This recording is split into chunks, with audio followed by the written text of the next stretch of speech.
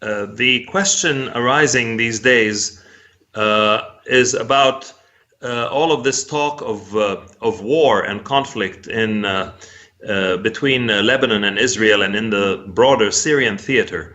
Now, thankfully, it's all still talk, and most likely to remain that way unless some unforeseen unilateral action or human error occurs.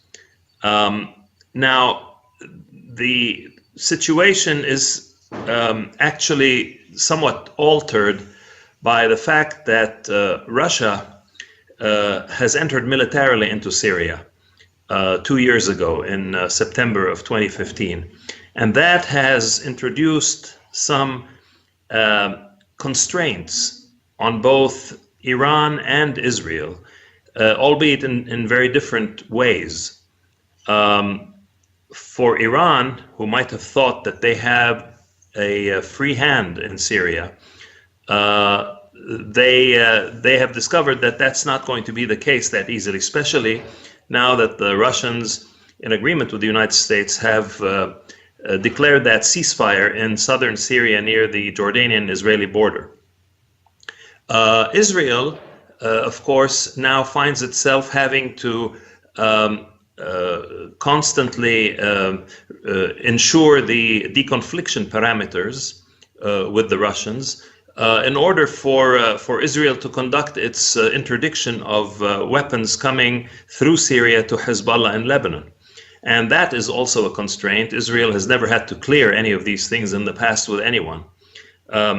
Now, given all of this and the high rhetoric on both sides of the border, Syria, Lebanon, and Israel, the sense that one gets is that the way to avoid war and conflict would be for Israel and Russia to cooperate. And recently the Russian Defense Minister Sergei Shoigu was in Israel, and he got an earful of Israeli concerns about the security situation. And essentially, I guess his response boils down to if Israel wishes to address Iran's presence in Syria, that would be best done either through or in coordination with the Russians, rather than taking any unilateral actions. There was a slightly disturbing incident a couple of days ago when a Syrian anti-aircraft battery opened up on an Israeli plane flying over Lebanese airspace. Nothing happened, of course, and the Israelis retaliated against that particular site.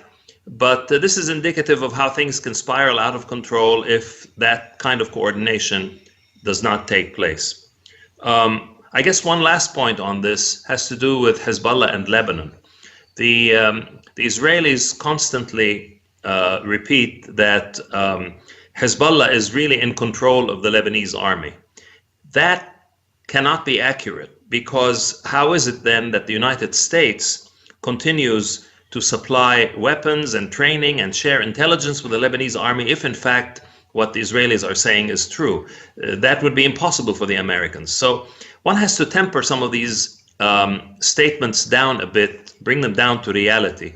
I guess the answers to the two questions, has Hezbollah swallowed Lebanon, and can Hezbollah swallow Lebanon? The answer to both these questions is no and no.